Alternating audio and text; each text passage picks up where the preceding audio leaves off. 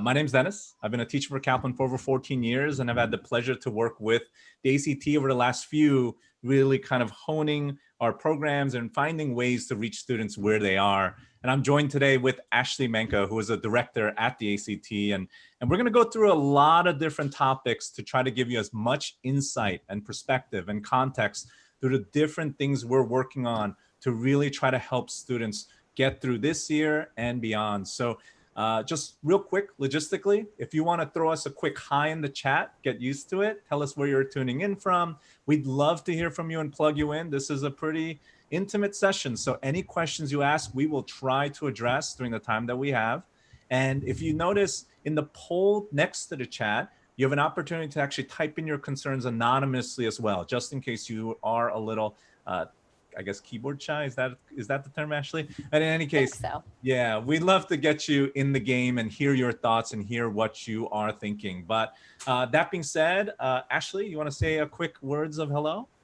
Yeah, absolutely. So first and foremost, Dennis, thank you for having me. Also, thank you to Kaplan for having ACT as part of, the breadth and depth of the portfolio of services that we can offer to students. I'm coming from the test angle. You guys are coming from the academic angle, but I think our missions very much align to just help all students succeed and get to where they're going in college and workplace success. So very excited to be here tonight, ready to answer any questions that we can and kind of talk a little bit about this world of 2020 and what this means from this point forward for the future and our students. Yeah, it's been a year, and just we were talking right before this. We're all hanging in there, and I will say, Ashley, I've talked to a lot of students who have expressed concern just around how unfair it feels that this is something they're going through that maybe their older siblings did not, or their older friends did not. And I guess maybe can we start with that? Like, I've been telling them, focus on what you can control, right? And so can we start with maybe just, and I know we'll get into more details, but what are some of the overarching ways that we're going to try to support students through this, just this unprecedented time? Ashley, what are some of the things you're excited about at the ACT? Yeah, absolutely. So I think there's a lot going on at ACT with the ACT national test, also within our state and district ACT testing. So some of the parents here might know that in school, their children take the ACT. Well, what happens when we're going back virtually? What does that look like? So I guess what I want to do is take a little bit of a step back and kind of do, a progress of what does 2020 has looked like for ACT and where we're heading moving forward. Okay. So when we started the year, we were really excited and going full steam ahead with some really great product feature and enhancements. So the ACT test had updates and components that were changing. We were adding in super scoring as part of the score. That was very popular, by the way. Very popular. And what Can we take a quick beat and just describe what super scoring is for everyone here? Yeah, just in case. Yes. Absolutely. So super scoring is something that some colleges and universities already do on their own. This is when you take the ACT, the full battery test, and then the student may take the test again. And if they get a higher score, let's say in English, a couple points higher than the first one, the college or university will use the highest of their cumulative test scores to go ahead and create that super score, what we call. The one thing that I'm excited about saying here is super scoring is one of those features and functionality that some schools have already been doing, but ACT didn't officially release on their score report what the super score was. So again, everyone has to take the test for the first time, and then if they take it a second or third, we can report out on a super score. So the colleges and universities, and again, takes it out of the students' hands too to try to figure out, what that looks like. Right. We're still moving forward with that. That is one of the enhancements that we have for our test takers this fall and this spring. So the super score is still a part of that. So that was one of the enhancements, and that's exciting that we're able to continue with that. Yep. I think there were, there was another big enhancement we were looking at, and that was our section retesting. Yes. Yes. So again, to define section retesting, we were looking at a student takes a full test. They take all 4 sections with writing or without writing, their choice. And then if they want to improve their score on 1, 2, or 3 of the sections, they could go and sit and retest. Right. Unfortunately, when COVID hit us in March, we were on the trajectory, even through the beginning of May, to go ahead and release that for September. And again, release it in September so it would continue on to really benefit our seniors, juniors, and beyond. And ACT had to make a tough call. And that tough call was, we are taking up seats for folks to take a test for maybe the second, third, fourth time when we know our capacity is greatly reduced because of COVID-19 and the impact that we have to those pieces. So Gotcha. what ACT has decided is this is a project that will still go, yet it is on hold for the foreseeable future until we can get an understanding and we can have equity and access across the board to guarantee to those that want a score, 1 score at least, we can get them sat for a test. Because again, equity, opportunity, and just Yeah. fairness across the board. I think you started with, why me? Why is this happening during my graduation year? I've wanted to do all of these things. And there's some things that we can't control, but the things that we can control, we feel very strongly about here at ACT. And that is the equity and access and the opportunity for everyone to try to get that score. So Yeah. once we see where COVID takes us, I think we'll be able to, set some dates and timelines around when we can launch those feature enhancements and move forward. But the ACT test remains the test, and we are navigating it during the global pandemic, as many organizations and even the schools that the kids are going back to today are. Yeah, you've been a great partner through it all. I want to clarify a couple things based on what you said, and Sure. I just want to say, like, the implications of those features will just, I think, make life easier for students and really let them focus on doing the best they can. But let me just clarify a couple things, because we did have a couple of questions come in as you were talking. So Sure. Fernando, thank you for chiming in. Fernando said, isn't super scoring up to the school? And so my understanding is, in the past it had been, but once you roll this out from the ACT's perspective, what it allows students to do is to trust that the score being sent to students, to schools to begin with, is comprised of their best sections. Is that the way to think about it, Ashley? So there's no longer a need to submit all their scores. It's really just putting their best foot forward to the schools once this is implemented. Is that the way to think about it? That is a great way to think about it. And I think Fernando brings up a great point too. As we look at the higher education institutions, colleges and universities, domestic and global, they all do have certain sets of requirements. So while ACT might provide the official super score now, the college or university that your student is applying to or looking into may take the first test they took or the highest composite test. So while we have seen a drastic shift in movement of super scores, colleges and universities really, focusing in on that super score, because there is a lot of research and data behind that by doing this in no way, proves inequity over time of, taking a multiple section. It's actually better for the student. Again, with all we know about, you have one shot and test anxiety and, oh no, what if I didn't do well on that section? So we have research to back that up. But I would say ACT will provide the super score. However, it still is up to that college and university if they're going to take the super score or if they have certain parameters there. Got it. That makes sense. That makes a lot of sense. Okay. And then guest 4486 asks, when will super scoring be the default? I know we promised not to commit to any timelines. But I don't know if you wanted to, but it sounded like we're probably pushing the retesting by section, individual section, until further notice, just because of the entire pandemic. But super scoring sounds like it may still be something we're continuing to work on at the time. Yeah. Yeah, so we will be able to provide a super score to students and colleges and universities this fall. Again, I think this kind of piggybacks and tails very nicely too with, again, going into what should our juniors be looking at? What should our seniors be looking at? And every college and university has slightly different requirements for what they're looking for. So doing the research up front is really important to know if the school or university currently accepts super scoring and that super score, or if they're looking into taking it for future classes. Again, the trend in higher education, and we partner with lots of colleges and universities on this type of research, as well as, the decision-making process of how can we help the constituents, our students, our colleges and universities, and make it easier for them. And this is something a lot of them are, again, still leaning towards and excited about having this option.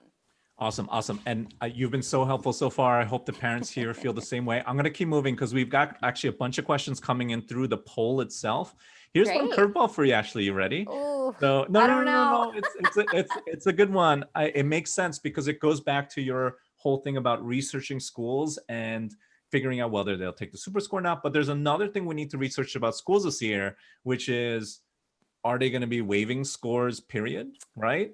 And so this is a question that came in, right? Like, why take the test if many colleges are waiving scores for the 2021-2022 school year? So let me ask you, Ashley, what's the take there? Because I do think there's an important distinction here in terms of test optional versus test blind. Will you go through that a little bit for parents? Absolutely. Absolutely. And this is a big one that we're hearing a lot too. Why should I have my child test, or why should I sit through a test if this college is not looking at the score based on admissions? So I think first thing to do is take a step back and understand the difference between test optional and test blind. These are two terms that the higher education industry is using now, and they both mean different things.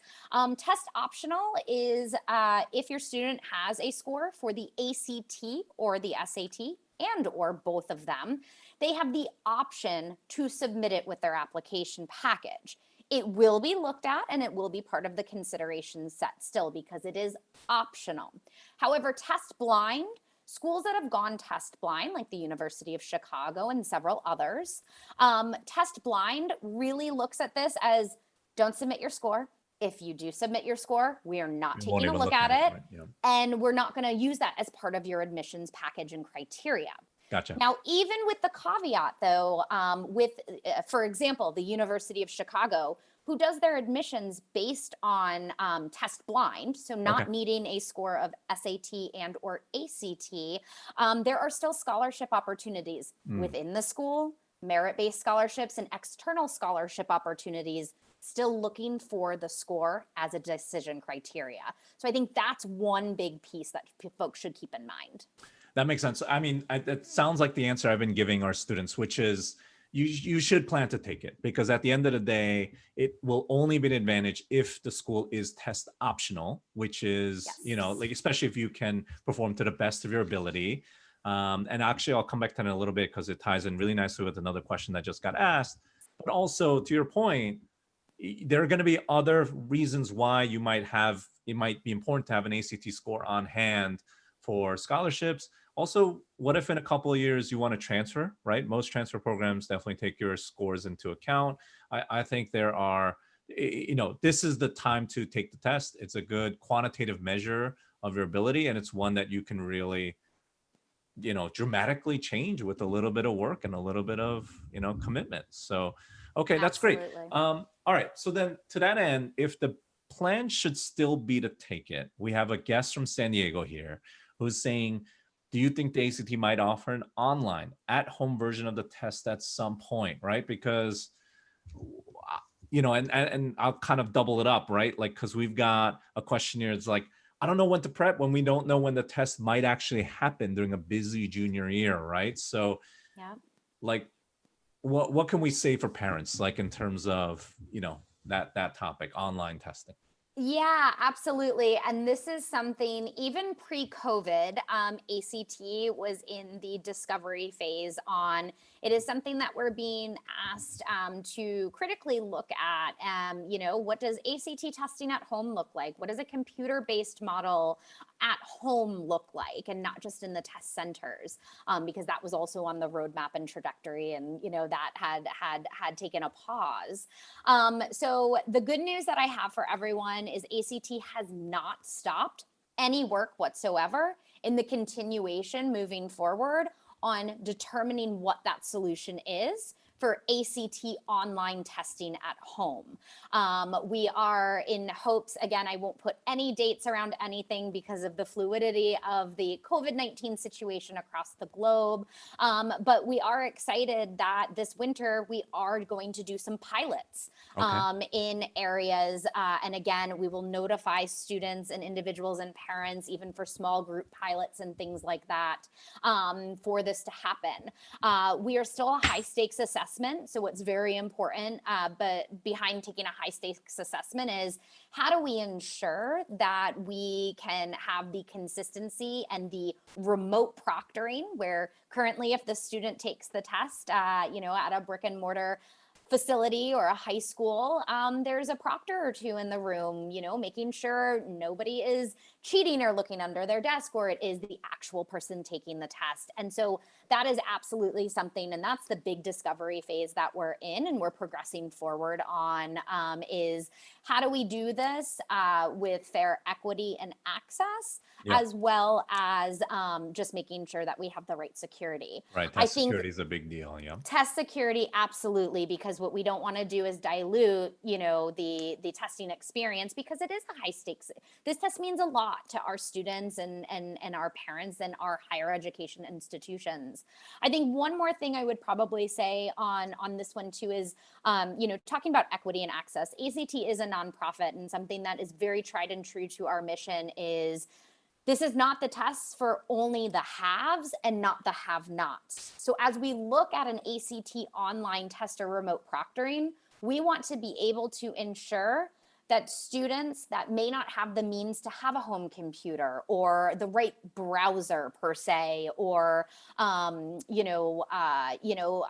internet for the 4 hours, 3 hours they might need to take the test for. We need to make sure that we have an option for those students so it's still fair and equitable across the board. And that is part of the big picture too with rolling out an online test.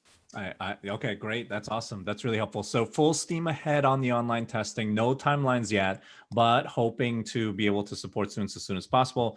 Yes. A couple rapid fire things here, and parents are starting to chime in now. So please keep chiming in. It's great. I love it. This is why we're here. We want to address as many of your questions as possible.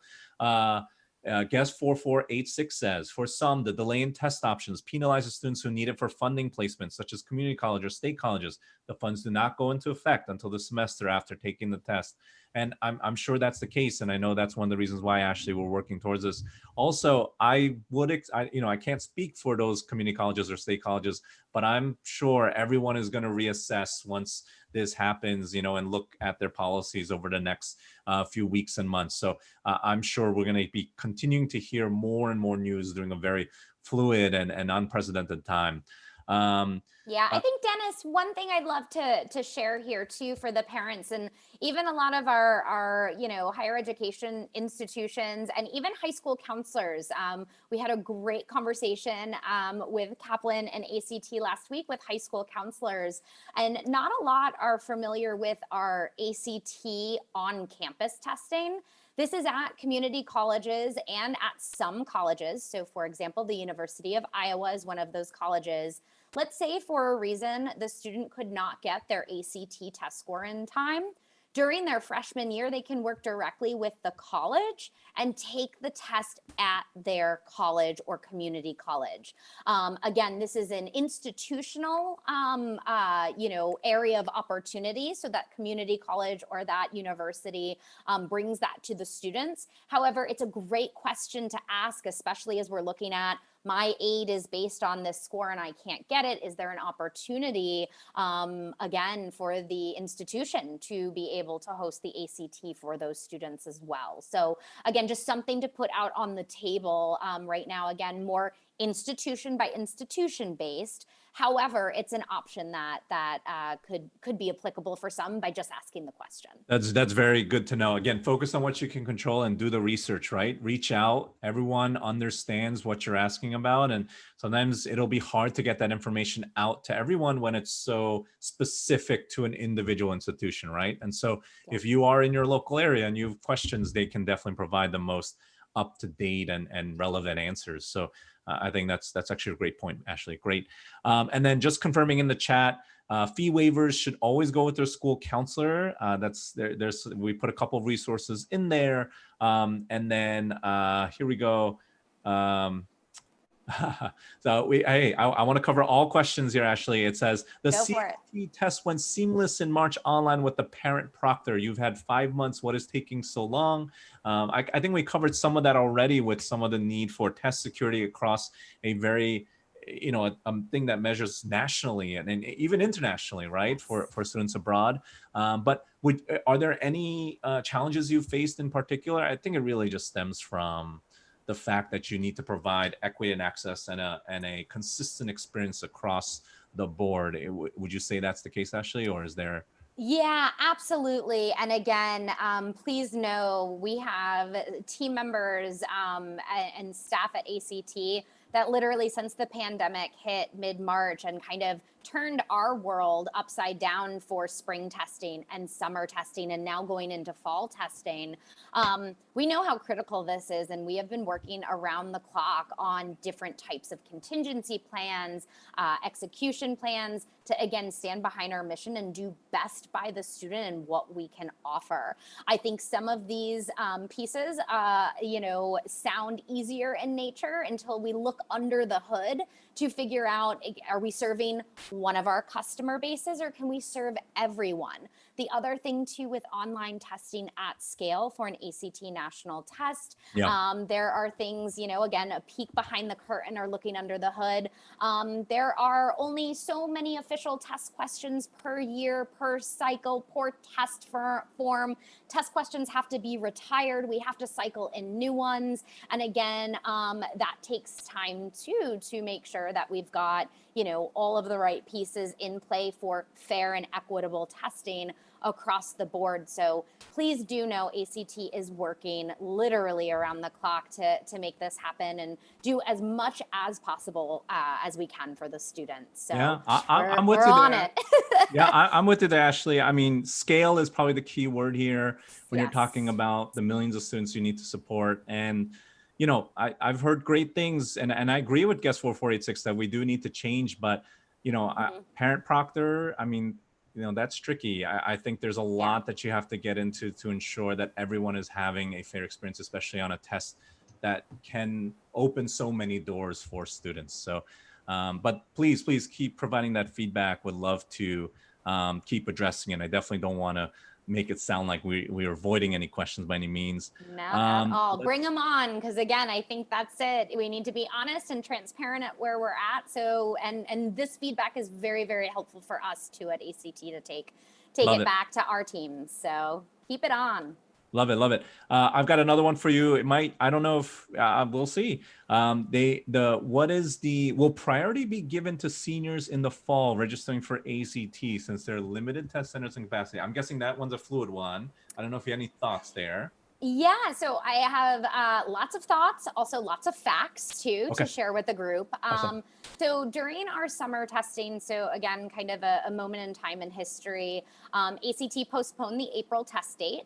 April is a big test date for juniors to take. So class of 2022, if you're out there, that target time really is to start looking in the spring for testing. So we had a large population of students as well as a solid population of those class of 2020 students taking it one more time for, I think, all of the benefits that we already talked about, trying to increase merit scholarships, meet the deadlines of community colleges or universities.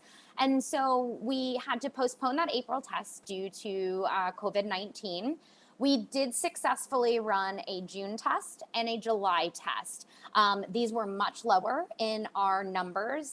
We did have to have closing of test centers, cancellations a couple days before, day of, based on local guidelines from the health departments as well as the CDC. So do know when these decisions are being made by our test centers as well as ACT, it is for the health and safety of everyone we come in contact with for this test. And so when we talk about June and July, we were able in June and July, as we had this cascading approach to, trying to get as many seats, as many test centers to safely run the test as possible, we did prioritize trying to get our seniors and our rising seniors in above any other class.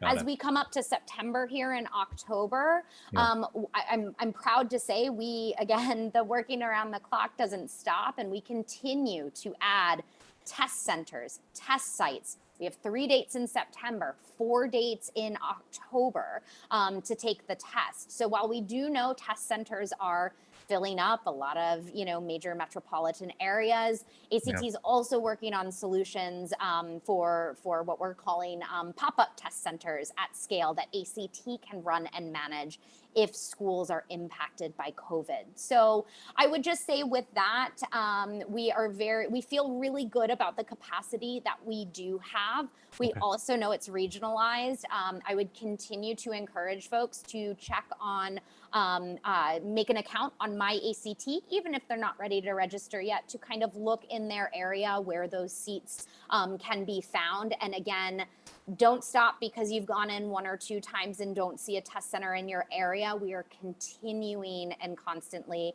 adding new sites and seats where it is safe and appropriate. That's helpful. That's really helpful. And it sounds like the key there is local guidelines, right?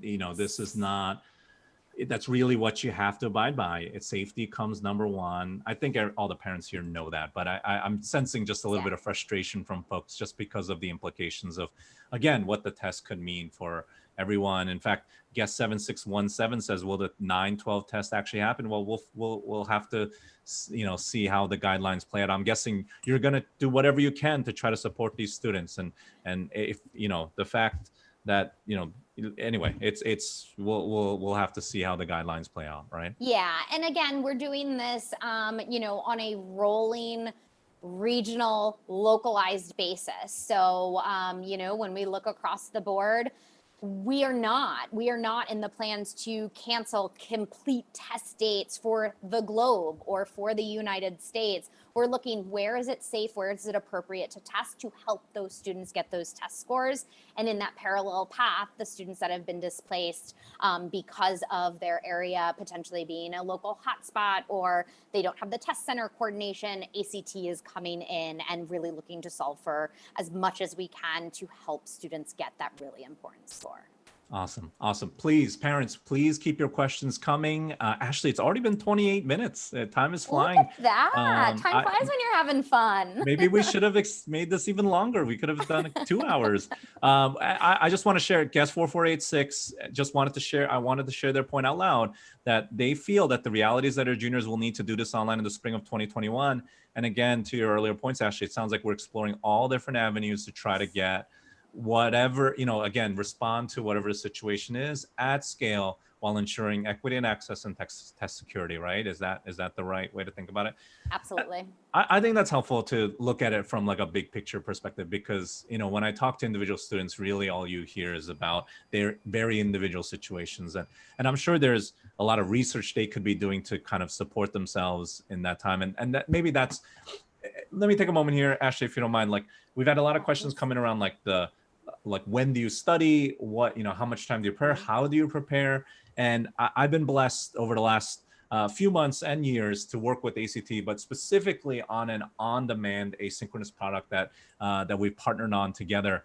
And I will just say this, like, there are 2 things that I really want to get across to parents. First off, don't think of this as a math test, a reading test, a science test. That's not the way I really think about this test. I think of it more of as a decision-making exam, right? It's an exam that uses the different playing fields of those academic areas to push your students in terms of their critical thinking, in terms of their pattern recognition, in terms of their ability to take information and be able to turn that into what they need to get to an answer. And so I guess what I'd say is, like, this is not a test you cram for. Right. So this is not a test that, you're, I don't know if your students are already pulling all-nighters. I know I had pulled a couple of them in my junior year, but, it's not a test that you really just, spend a weekend on and you're ready on Monday morning, or I guess it's on the weekends. But in any case, this is something that you can start getting ready for now. And there are ways that you can do it. There are free resources that we have available on the Kaplan site as well. We have a question of the day. One question a day can really go a long way to get you comfortable and ready by the time you're ready to take the exam. We have a 20-minute workout. That's not I know junior year is busy, and 20 minutes actually does sound like a pretty big commitment when I say it out loud, but that can also be a really great way to get students comfortable right off the bat. And then of course, we have practice tests that you can take to get a better sense of where you're headed. So, there are, on the ACT.org website, there is a free practice test that will give you a really good sense of what you're going to be tackling whenever it is that you're able to take the exam, whether that's in the spring or later this fall. So all I want to say is, look, yes, this is, I'm sure, a lot, and it feels like a lot, especially if your student has not yet started this process whatsoever. But even starting with one question a day will help them realize what this test is actually about, which is, again, it's not about, gotcha, you didn't know this specific thing about trigonometry. No, it's really about using all the information you've gathered over the past couple of years in high school and being able to use that in a critical thinking way to be able to get to your answer. So I guess long story short, you can start now, and it doesn't have to be some crazy process where you push everything aside. That can come later when you have a firm test date in mind.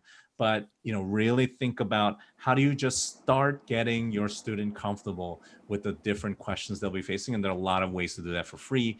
And it looks like we've got a bunch of folks in the chat really just throwing out some resources for you to take a look at. So I'm happy to keep taking any more questions on that if you have them, for sure.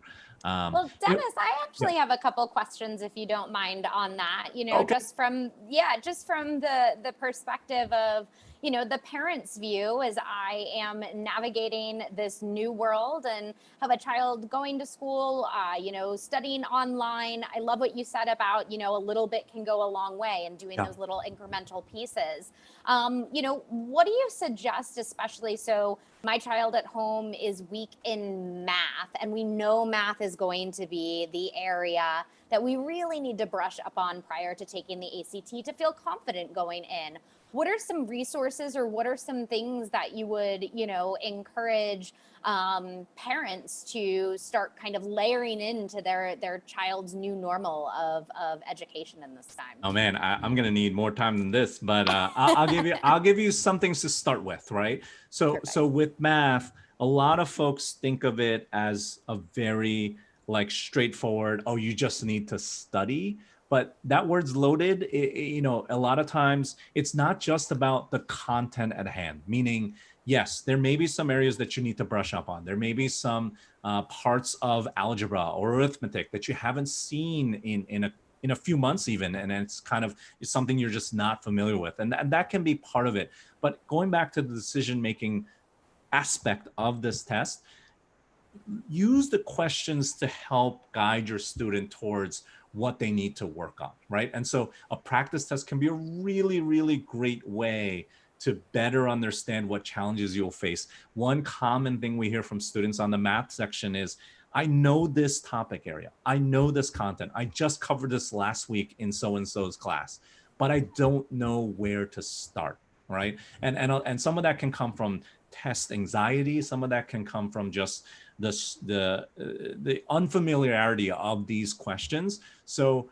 again, just getting exposed to these questions to start with can be really, really, really helpful to kind of creating a path to when you will take the test, right? And so from the math perspective, there's so many things you can do, to really better utilize the information being given by the ACT. And once your student dives into, even a handful of questions, they'll start getting a better sense of how they should be looking at it. And I'll give you one huge tip.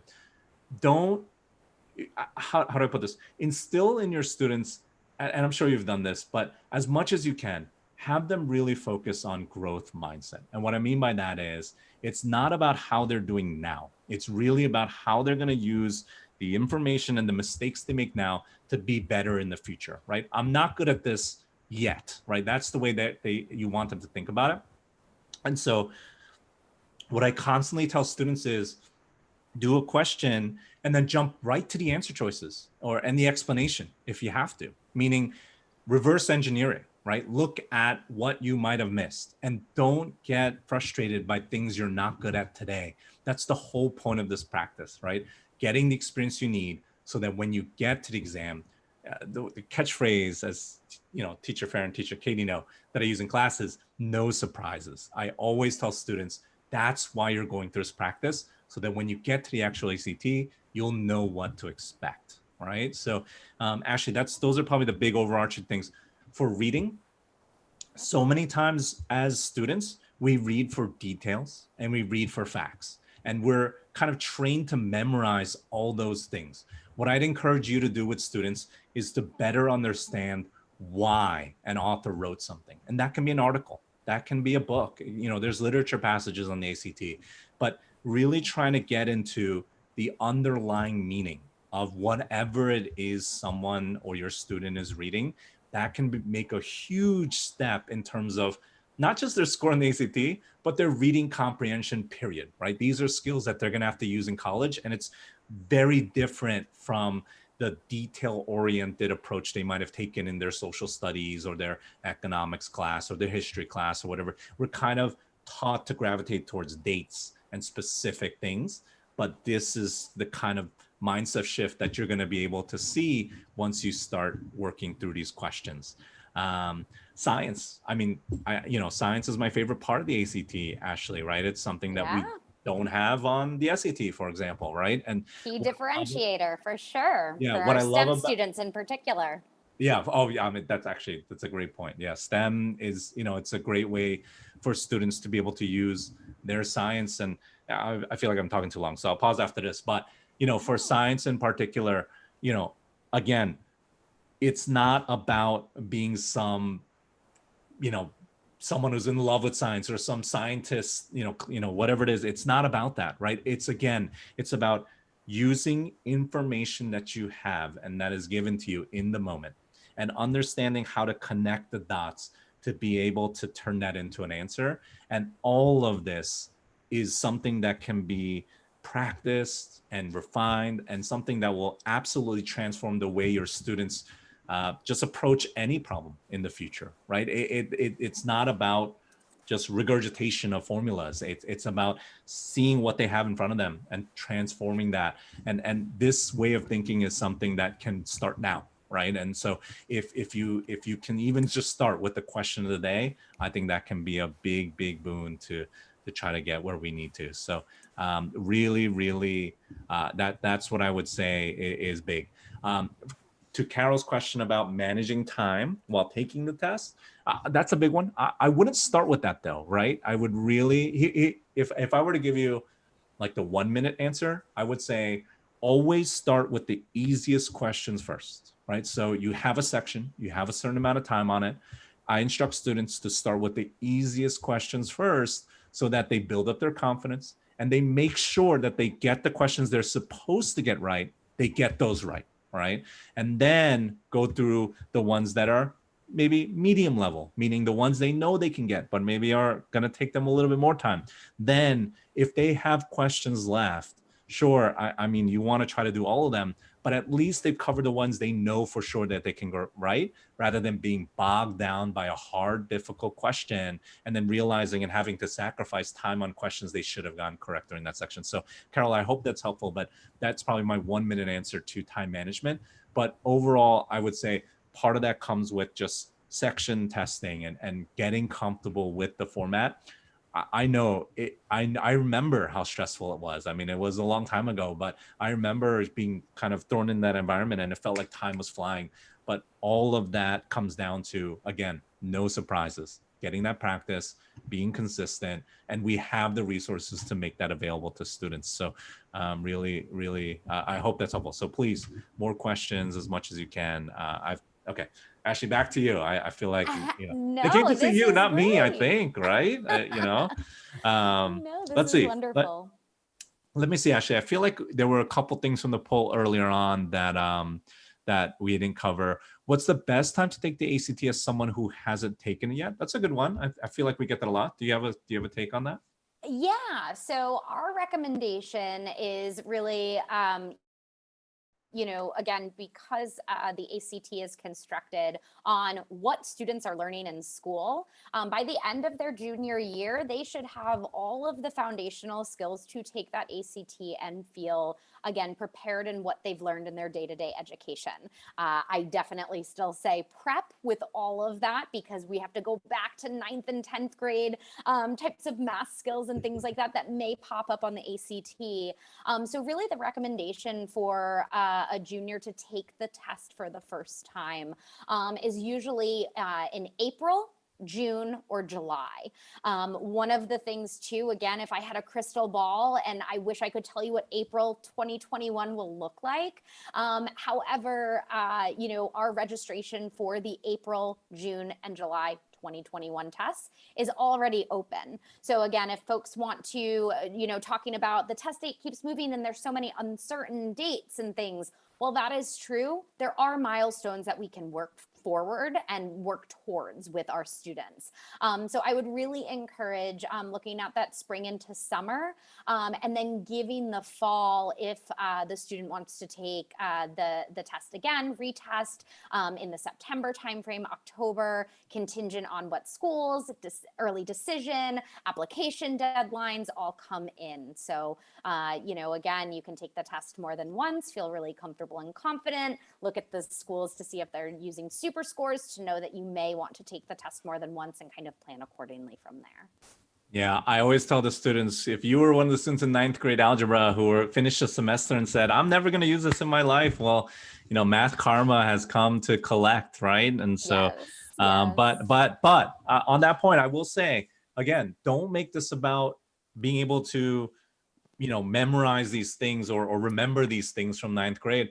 Here's a really good tactic, actually. Two tactics I'll throw out there for parents. One is make a cheat sheet of formulas, right? Because you can start using that in your practice, but eventually as you start using it, as your brain realizes, oh, this is something I need to be successful, you're going to need to use it less and less. And by test day, you won't need to have that sheet in front of you anymore. And that's the goal, right? Because again, the challenge will be more of taking information and transforming it rather than any regurgitation of information you might have tried to memorize.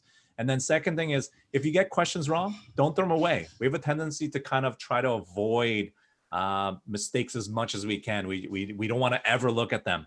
But if you take a practice test a few weeks later, or whenever it is that your mind has forgotten, instruct your student to go back and retake that test, or at least redo the questions they got wrong. And they will see a whole new perspective on some of the challenges that they might have faced previously that they have been able to improve on or change on. And that kind of just feeling will help them keep pushing forward, that feeling of improvement, that feeling of, hey, I can actually beat this, right? Because at the end of the day, for a lot of our students, it's about helping them to believe more than anything. It's that confidence that they need to be able to keep going. A lot of times I run into a lot of students who just want to quit on the whole process, and that's the last thing you want to do. Fernando's kind of hooked you up, and so has guest 5880. Ashley, here's your chance, right? They want to know ACT versus SAT and why. So here's your chance. I have a take. I want to hear your take. You might be a little bit Sure. more skewed than I am, but I'd love to hear your take, right? Sure, I'd love to cover this one. And a lot of times too, again, I work for ACT. I will give you the facts behind the ACT test and the differentiators. But the test is really up to the student. I really encourage students to take both tests, honestly. You know where your strengths are, you know where your students' weaknesses are, or where they can incrementally get the points ahead. At ACT, we want every student to have the best available opportunity to get into their dream college and university. Again, benefits of taking the ACT. I think as we talked about, ACT is the only test that has a dedicated science section. So for STEM students, this is really stand out, as well as showcases those skills with that independent STEM score. I think with the ACT as well, we already mentioned the ACT is not studying just to take a test to memorize pieces and elements of the test. It is really based on the foundational curriculum students are learning every day in school. And I think those are two of the big pieces and big components that I would, hang our hat on at ACT. Another data point too, more students get merit-based scholarships with their ACT score over their SAT score. So again, for students looking for financial aid out there, which I don't know a student that's not looking for some type of scholarship, just the academic reward. So we can stand behind that too with our students and students that have put in both scores. ACT scores have leveraged there. But Dennis, I'd love for you to add on too, knowing that you teach lots of different, pre-college students about the SAT and the ACT. Yeah, I work with, both tests on a regular basis. And, I didn't know that about the scholarships thing. That's a really big point. You should tell everyone about that. I try. Yeah, I will say, I like your point about taking both, right? Like I've heard a lot of, counselors and admissions consultants say that as well. But that's the last thing a student wants to hear. Taking both tests sounds really, really. And so really what it usually comes down to is you'll take both if you have to, but if you can crush one test, then you're in a really good place, right? And then that's usually a much happier stance that most parents and students will take. So I think the science is a huge differentiator, right? Personally, I love teaching that science section, and I love the opportunity to have students shine, as you said, from a STEM perspective. And it's a lot easier to help students get engaged on the science section as well, because it's topics that they care more about. Like you Right. can't really get someone excited about a math question. From a teacher perspective, I have to use all the tricks up my sleeve to try to get students to realize that they can do it, that this is something they can, make happen. But I don't know how many times I'll tell you an ACT science passage has really helped us strike up a common bond, or it really lets us get the kind of the brain cells flowing without that. So I will say, please, I hope you never ever change that, because that science section is a gem from a teaching perspective. And I've heard a lot of great feedback from students. And then I'll also add this. A lot of students don't know this, but there is a section on the SAT where you cannot use your calculator. I was going to say that. Yes, yes. And while yes, that's cool and all, but like for the students who really, for me, these tests should be empowering. And what I mean by that is it should be an opportunity for students to crush it, to show that they are at a certain level. And as much as, and that's why I'm such a big fan of what you're doing with super scoring and of individual section retesting, because it's a little bit silly for a student who's just trying to improve their science score to take the entire exam and have to sit through the other sections, right? And so I'm excited to see you moving towards that, because I think at the end of the day, these tests are stressful as it is, but to make them, to make them even more unfamiliar, or to make them even feel like, like it's another wall to climb. And to me, things like no calculator that's not what I want to tell my students. I want them to feel comfortable, and I want them to be able to perform to the best of their ability, and as much as we can. And that's why I've been so blessed, I feel like, to work with the ACT over the past few years, because I feel like that's been a big part of your mission, which is to support your students. And the whole equity access thing is something I feel, because I know this is a hot topic, kind of all around the country, right? Just how much do these tests, how fair are these tests, right? And what I continue to tell my students, institutional students all around, is just, this is a test you can crush if you practice it, if you put aside, the fact that it's unfamiliar. This is a test you can absolutely change your entire, pre-college outlook with. So. Anyway, that's my take. I know you're a little bit more fair in terms of your response, but That's how I feel anyway when I talk to students. So usually what I'll Good. do is I encourage them to take the ACT first and then take the SAT if they have to, right? But that's usually, that's usually the stance that I take. Yeah, I think another good way to look at it too, Dennis, is even prior to registering for a test. Again, we know that taking both might not be an option financially, access wise, closures, where you live in the country, and all of those different things and the timelines you're on.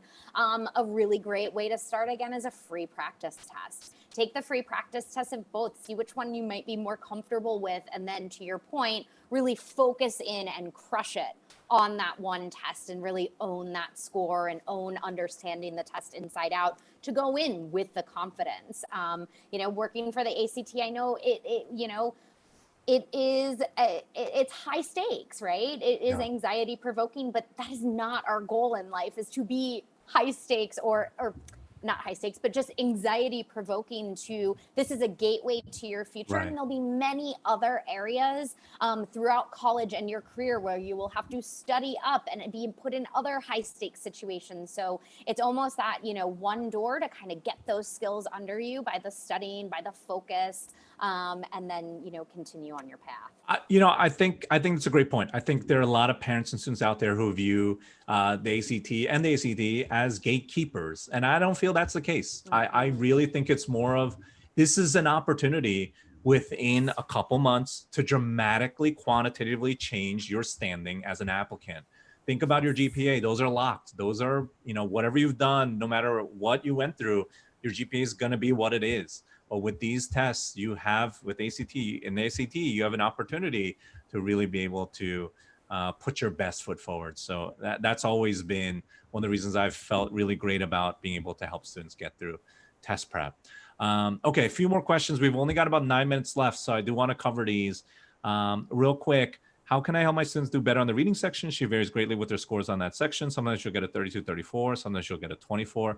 I'll just reiterate what I said earlier. If I were to give a quick answer, you gotta focus on, I would say two things. One is understanding why the author wrote it, the purpose, right? That unlocks the majority of questions. And it's something that you'll see as you get into the questions that they're covering. Also, when you're reviewing is the most important part of your study, meaning taking the test is short, very helpful, but the reviewing part has to be where you hone in and find out what are the areas that I need more help in. And that's one of the things that I love doing as a teacher, is making them help make sense of their performance, right? And so I would love for your student, whoever put that in the poll, go back to the tests where they did well and the ones they did poorly, and really try to see if there's a pattern in terms of why did they get a lower score on those sections? Was it a certain type of passage? Was it a certain type of question? Was it a certain, what was the reason behind those mistakes? And don't shy away from going in and getting that data. That's really what I'd throw out there. Okay. Ashley, I've got one for you. Is there anything you can do if you want to take both, but your school only offers one? Is that something you... Yeah, that might be in relation to, at the top of the hour, I kind of talked about, we have what we call the ACT National Test, and those are the Saturday test dates that you register for on your own. And then we do in-school testing. Certain school districts, states, counties will have agreements with ACT and or SAT to take that during the school day. So I would encourage, I think this is regionalized and localized based on where the student is. If the school offers one test in school, then maybe there's areas of opportunity to look at taking the other on a Saturday test date. But usually the school, it's localized and regionalized. So I do a little homework there. That makes sense. Yeah. And it looks like San Diego guest said, try a Saturday test at a different test center. That could be a solution as well. Could be. Okay. For students interested in pre-med, is it best to take both the SAT and ACT? Again, I think we covered this, but look, yes, if you have the opportunity to take both, it's always more data points is always better. That's the whole point of these tests, right? It's just the more data points to show your standing, the better. But that being said, to Ashley's point earlier, take a practice test in both, see which one feels more comfortable to you. And especially for someone going to pre-med, again, I would really just push that STEM angle. Although San Diego Guest says the ACT science score can be helpful if it's a strong score. Yeah, again, yeah. Okay, so San Diego Gus has our back, actually. It sounds like they're saying if they want to focus on a preferred test, make sure they crush it. More important than taking both. I think that's a really great way to think about it. Absolutely. I guess 9,000 asked me if I had to choose a test, which one to take. I kind of said, ACT. Although I will throw a caveat there, right? If the school that you're applying to definitely prefers the SAT, which I don't know if there are many schools that do that, but if that's what you're hearing in the U.S. takes both tests. So. Right, exactly. But if that's what you're hearing from your insider information where you've done the research, then that's another factor to consider, right? So don't just take my suggestion and run with it, right? There's so many different factors to consider in terms of your individual situations and all that. So, and that's why maybe the best advice would be look at questions for both, then make your decision, right? If the best case would be take a practice test from both, or the free one for both, and then make your decision. That way your student will feel really bought in on whatever test that they're working towards. I think that's a really great way to think about it. Cool. Let's see, what else? Guess 9,000. I hope that helps. Let me know if it doesn't. Definitely ask me a follow-up question if that doesn't help. Fernando, my small sample experience working with kids that were higher scores, that they did better on the ACT. Okay, that's great. And they felt better taking the ACT, but again, they did better on the ACT. Okay. Great. Okay, cool. I like that. That's cool. Looks like we got another fee waiver question, which I think we have resources for that ACT Lindsay has helped out with. And then Kaplan Katie, I just want to say out loud what you wrote there. Reviewing practice test sections and questions is where you're going to find the patterns that will help you improve. I can't stress that enough. So that's awesome. Okay. We are at 7:56 and I think we've covered almost every question.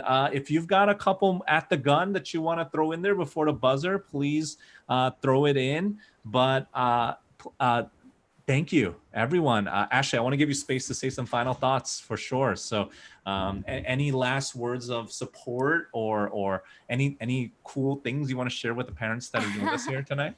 Yeah, I think one cool thing, and I think we've covered it, we're in an unprecedented time right now, and the only things that we can control are what we can and we know and can try to plan for. I think, change is the only thing that we can guarantee in life. One of the resources, though, I'd love for us to share in the chat, if we haven't shared it already, is over the summer as the pandemic was starting to grow, we put together some resources for both parents and a student guide on your guide to college from your couch. So I think it hits on, what should I be doing? How do I get these letters of recommendation? What is a virtual school visit? How do I, if I can't go somewhere, how do I still plan ahead? And again, do what you can control. So, we'd love to offer up that parent resource to everyone here to, help navigate this time. I am just truly thankful to you, Dennis, the folks at Kaplan. At ACT, we are going to continue to stand behind our mission and try to accommodate every student, every test, and we're not going to stop until we truly have done everything in our power within the global landscape that we have. So I ask for everyone, again, bring on the questions. Please let us know.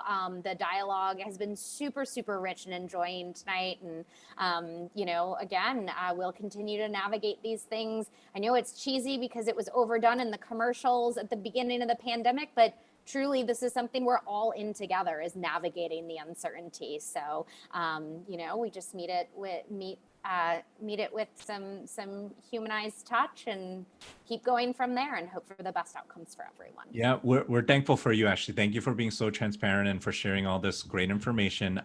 Is there like a best way to keep up to date? Is there like a best way for parents to keep? Is it just making an account on the My ACT or? Yeah, so I would say it's twofold. So we have a parent and student newsletter, Okay. which is wonderful, and they can go to act.org and Okay. our test page and go ahead and register for email updates. We do a once a month newsletter of the highlights, but also staying connected via social media Social channels media. as well, Twitter. especially with Okay. latest and greatest breaking news, Facebook, Twitter, LinkedIn, Instagram.